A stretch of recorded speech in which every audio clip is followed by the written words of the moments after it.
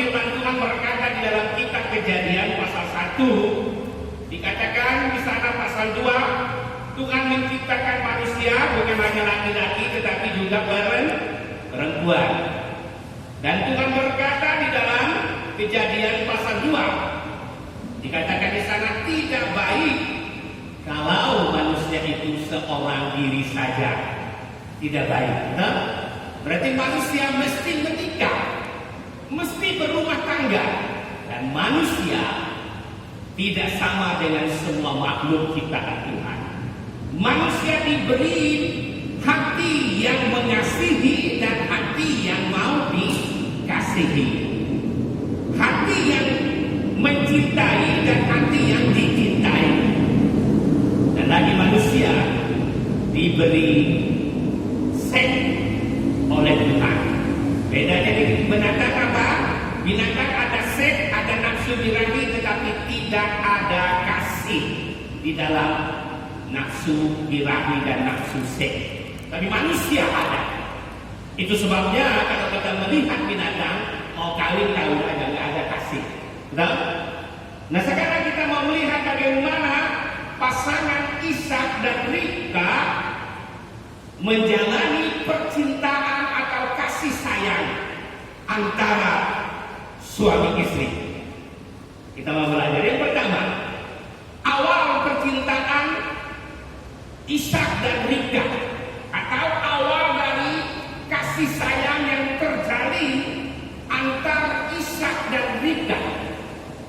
Kalau kita belajar dari pasal 24 Kejadian ini, kita melihat bagaimana proses yang panjang yang dilewati oleh Ishak untuk mendapatkan Ribka pasangannya. Dan satu hal yang kita bisa lihat, orang tua Ishak memiliki prinsip Allah di dalam mencari jodoh bagi anaknya. Betul? Betul?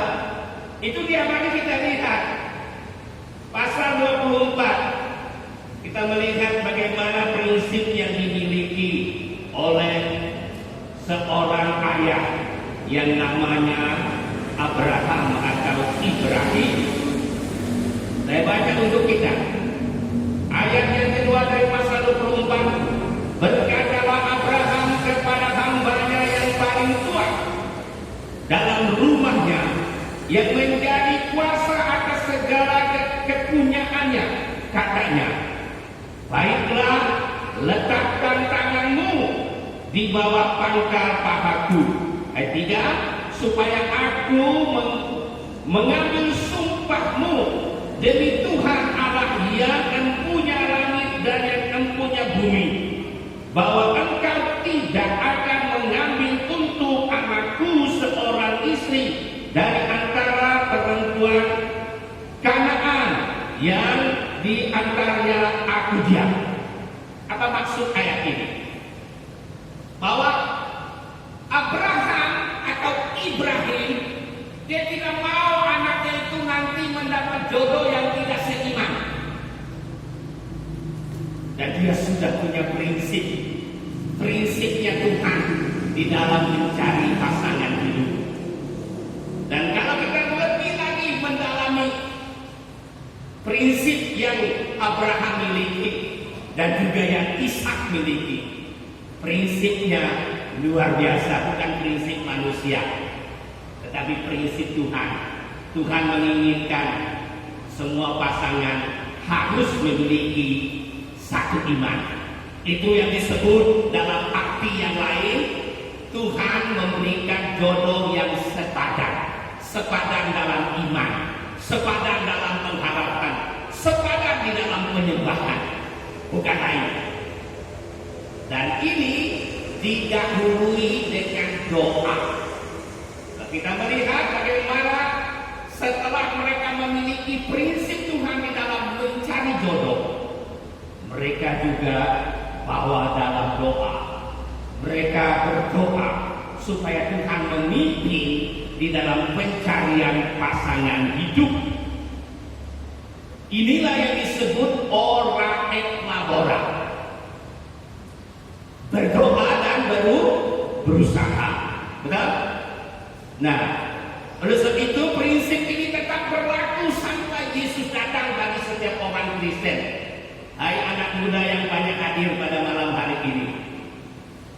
kita mencari pasangan hidup seperti prinsip firman Tuhan. Yang salah kalau saya perhatikan zaman sekarang, cari dulu baru berdoa, minta Tuhan setujui, betul? Minta Tuhan restui. Sesudah cari, dia doa supaya Tuhan merestui dan juga mau seperti yang dia mau. Ini salah. Mestinya berdoa dulu baru mencari, amin. Kalau itu bagi yang belum punya pasangan, mari banyak berdoa. Bahwa dalam doa seluruh program pencarian teman hidup atau pencarian jodoh. Nah, kita melihat lagi bagaimana awal percintaan, pertemuan kasih sayang antar Ishak dan Ribka terjadi begitu indah, begitu luar biasa, yang didahului dengan proses panjang. Sudah tahu perjalanan Eliezer yang diutus oleh Abraham itu jauh dan begitu sulit perjalanannya, dan itu secara logika tidak mungkin terjadi. Karena untuk menjemput Ribka dari orang tua dari sanak famili dibawa ke tempat Abraham dan Ishak itu tidak mudah. Betul? Tetapi Tuhan memimpin perjalanan mereka. Tuhan mengatur semuanya karena sudah dimulai dengan program doa. Amin. Nah, oleh itu penting sekali doa di dalam mencari teman hidup. Doa dulu, gumuli bawa di dalam doa. Jangan cari dulu baru berdoa, itu salah. Minta Tuhan restui, minta Tuhan setujui apa yang kita cari. Betul? Dan sangat berbahaya, so danger, kalau kita mencari sesuai dengan prinsip kita, sesuai dengan prinsip manusia, bukan prinsip Allah. Maka itu akan membahayakan perjalanan rumah tangga kita. Mari kita lihat bagaimana pertemuan percintaan kasih sayang antar Ishak dan Ribka itu terjalin begitu indah dan begitu manis. Kita baca bagaimana awal pertemuan cinta kasih antar Ishak dan Ribka. Mari kita lihat dari pasal yang ke-24 ayat 66 dan ayat yang ke-67. Kita melihat pertemuan mereka pada awalnya memang sudah diberkati oleh Tuhan dan sangat mengagumkan. Ayat 66 pasal 24 saya baca, perhatikan dengan baik. Ini luar biasa, Tuhan menyertai pertemuan percintaan kasih sayang antar Ishak dan Ribka. Saya baca 66 dan 67. Perhatikan. Kemudian hamba itu menceritakan pada Ishak segala yang dilakukannya. Ayat 67. Lalu Ishak membawa Ribka ke dalam kemah Sarah ibunya dan mengambil dia menjadi istrinya. Ishak mencintainya dan demikian ia dihiburkan setelah ibunya meninggal. Jadi awal percintaan, awal kasih sayang mereka yang terjadi begitu indah, begitu manis, begitu luar biasa. Ini semua karena campur tangan Tuhan. Amin. Ini semua karena pimpinan Tuhan. Kalau bukan pimpinan Tuhan, tidak mungkin ini terjadi. Luar biasa. Jadi dikatakan Ishak sangat mencintai Ribka yang Tuhan sudah pertemukan kasih sayang mereka dalam cinta yang murni dan sejati. Cinta yang murni yang sejati dari mana? Dari Tuhan. Amin. Cinta manusia hanya sebatas cinta manusia. Pernah dengar lagu ini? Cinta manusia gampang berubah, cinta manusia gampang marah. Pernah? Tetapi cinta Allah tidak pernah berubah. Itu yang dialami oleh Ishak dan Ribka. Cinta mereka dibungkus, dijiwai dengan cinta Allah yang disebut cinta agape. manusia sangat tergantung dengan sikon, situasi, kondisi. Kalau situasinya baik, cintanya baik. Kalau keadaannya oke, cintanya oke.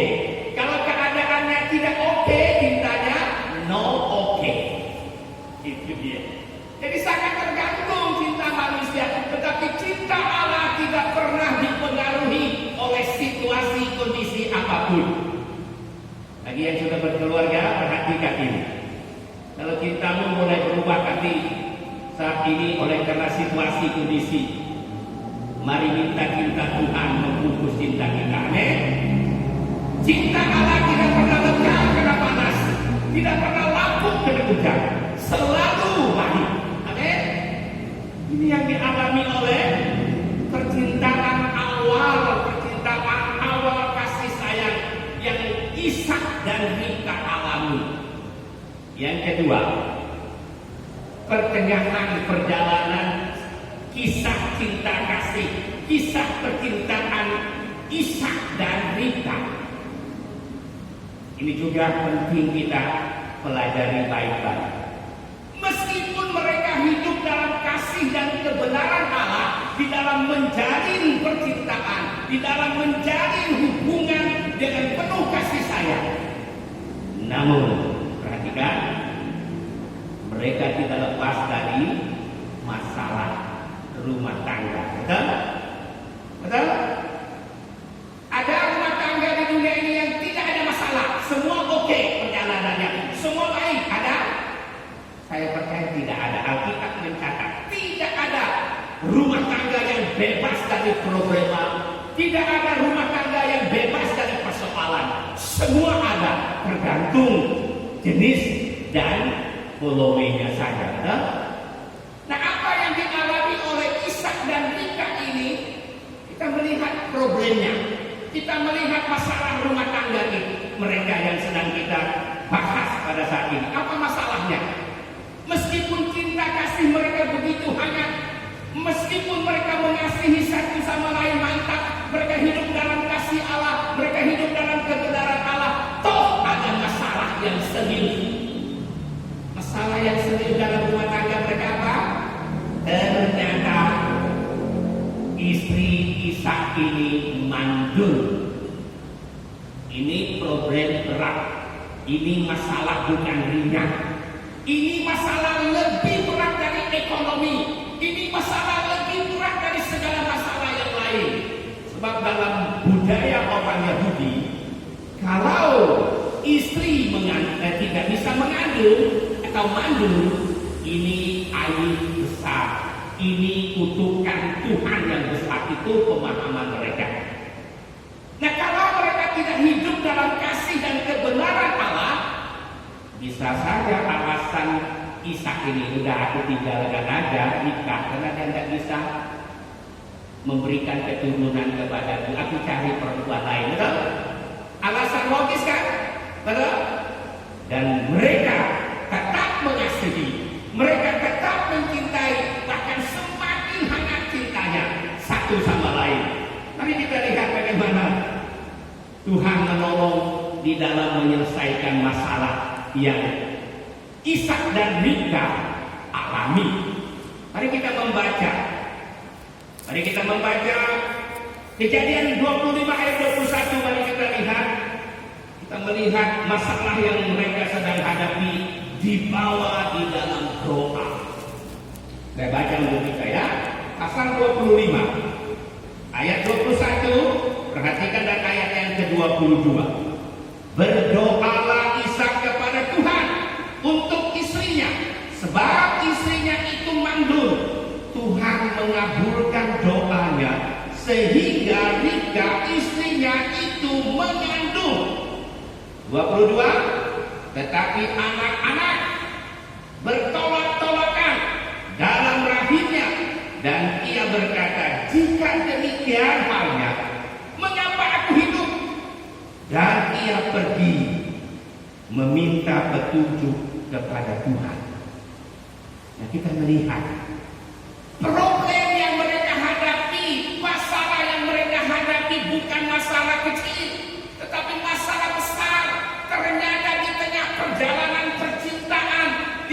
perjalanan pernikahan mereka, mereka menghadapi masalah berat. Ribka tidak bisa memberikan keturunan. Tetapi Tuhan memberikan jalan keluar dari masalah itu. Amin. Karena mereka orang beriman. Mereka tetap di dalam kebenaran Allah. Apa yang dilakukan oleh Ishak? Ishak mengambil peran menjadi imam. Bawa masalah mereka dalam doa. Dan ternyata Tuhan segera mengabulkan doa Ishak. Betul? Tuhan mengabulkan doa Ishak sehingga istrinya Ribka mengandung. Ini luar biasa. Tadi masalah berubah menjadi berkat. Bagi kita yang hidup dalam kasih dan kebenaran Allah, jangan takut masalah. Sebab kita akan percaya dan percaya. Kalau kita hidup dalam kebenaran Allah, hidup dalam kasih Allah, Tuhan sanggup merubah masalah menjadi berkat. Amin. Amin, percaya? Bagi Tuhan gak ada yang sulit. Apa yang Tuhan tidak bisa? Semua Tuhan bisa, asal kita percaya. Amin. Ini yang terjadi dengan keluarga Ishak. Tuhan menjawab sehingga istri Ishak itu mengandungnya bukan hanya satu anak, 2 anak sekaligus. Jadi Tuhan memberi berkat dobel. Betul? Ya. Tadinya Ishak saya pikir minta 1 anak saja supaya Tuhan memberikan kepada istri yang mengandung 1 anak. Tetapi Tuhan kasih dobel berkat. Inilah Allah kita, Allah yang luar biasa. Allah tidak pernah memberi yang kurang, selalu lebih bagi kita yang sungguh-sungguh mengasihi dan hidup dalam kebenaran Allah. Amin. Dan setelah diberi lebih, istri Ishak itu kewalahan. Bagaimana kita tahu kewalahan? Ternyata 2 anak itu berat bagi seorang ibu mengandung. Siapa yang mengandung 2 anak? Pernah mengandung 2 anak di sini? Ada? Selain istri saya?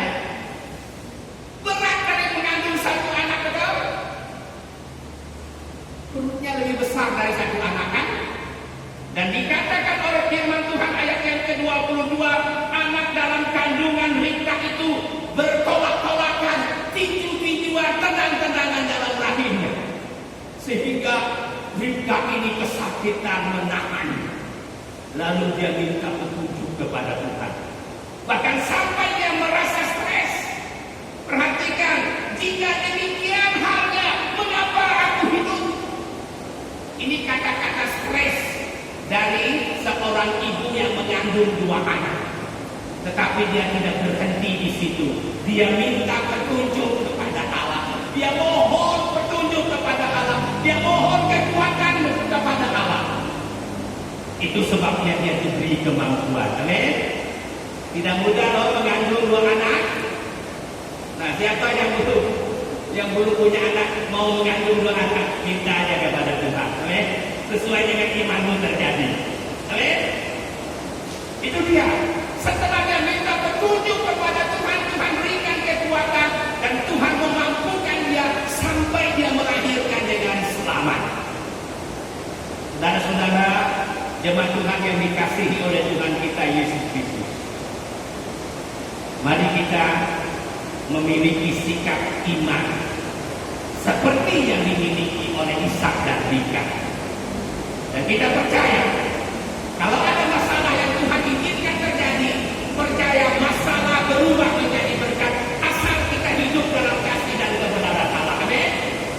Jangan takut masalah, asal jangan kita ciptakan masalah. Kalau masalah itu Tuhan izinkan, terima dengan iman, maka masalah itu berubah menjadi berkat. Amin. Inilah iman Kristen yang terkandung. Yang terakhir, perjalanan kisah percintaan, kisah kasih sayang dari seorang yang bernama Ishak dan Ribka menjelang masa tuanya. Menjelang masa tuanya, kita melihat mereka tetap hidup dalam kasih dan kebenaran Allah. Meskipun perjalanan percintaan mereka sedang menuju usia. Perhatikan, di mana kita tahu, kita melihat mereka tetap hidup dalam kebenaran, mereka tetap hidup dalam kasih sayang yang penuh, mesra dan penuh romantis. Mari kita lihat ayat yang memberitahukan kepada kita. Pasal 26 ayat yang ke-8. Kita membaca pasal yang ke-26 ayat yang ke-8. Bagaimana kita melihat kebersamaan mereka itu makin mantap meskipun sudah memasuki usia pernikahan yang menuju lanjut usia. Perhatikan ayat yang kita baca, ayat yang ke-8 dari pasal 26. Setelah beberapa lama ia ada di sana, pada suatu kali menjenguklah Abimelek, raja orang Filistin itu, dari jendela. Maka dilihatnya Ishak sedang bertumbuh-tumbuhan dengan Ribkah istrinya. Nah, ayat ini memberitahukan kepada kita kebersamaan Ishak dan Ribkah terjalin dengan baik. Penting sekali pasangan suami istri menjaga kebersamaan makin hari makin mantap, makin hari makin baik. Dan itu juga dikatakan mereka bertumbuh-tumbuhan, mereka bermesra-mesraan, mereka berkasih sayang dengan harmonis. Biasanya kalau pernikahan sudah menjelang lanjut usia, sepertinya orang bosan mengucapkan kata-kata cinta ke pasangannya, betul? Romantis kadang-kadang sudah hampir lemah. Kata-kata yang diucapkan tidak kedengaran lagi kata-kata sayang yang penuh mesra dan manis. Betul tak? Ini penelitian membuktikan kebersamaan kadang-kadang tidak terjadi lagi. Itu sebabnya ada kata-kata yang berkata, aku di sini, engkau di sana, sama saja.